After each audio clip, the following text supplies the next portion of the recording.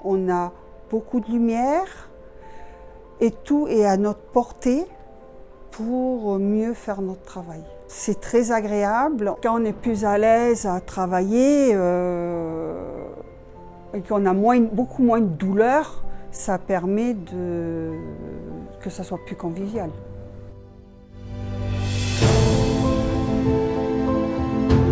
Nous avions un gros projet d'ouverture d'un nouveau service, une maison d'accueil spécialisée. Le service de lingerie était en plein milieu de cet espace, donc il s'est avéré comme une évidence de devoir le déplacer. Les objectifs étaient pluriels, c'est-à-dire qu'à la fois il était nécessaire qu'on ait une lingerie qui réponde aux normes, aussi bien aux normes ergonomiques, luminosité et bien-être au travail.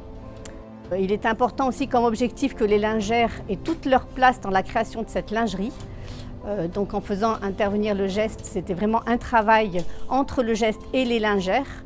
Donc nous on était présents mais plutôt en second plan. C'était vraiment l'objectif que tout soit pris en compte, du départ du linge jusqu'au retour du linge, que ce soit fluide.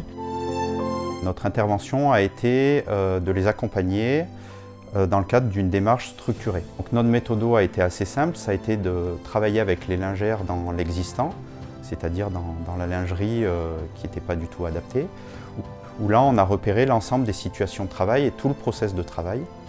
Et ensuite on a travaillé pour projeter ce process dans le futur, dans la future lingerie, sur les plans, sur des maquettes. Une question s'est posée sur à quelle hauteur on implante les machines à laver. Donc pour résoudre cette question, par exemple, on a fait une maquette lingère, on a simulé le travail pour mettre le linge et le sortir de cette machine à laver.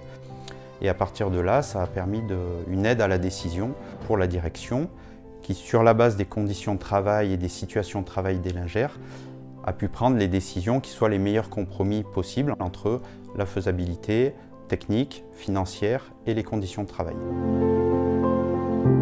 Le bénéfice pour les salariés principalement, c'est la prévention des risques des troubles musculo-squelettiques. Ce sont des conditions de travail optimales, réfléchies, organisées, structurées.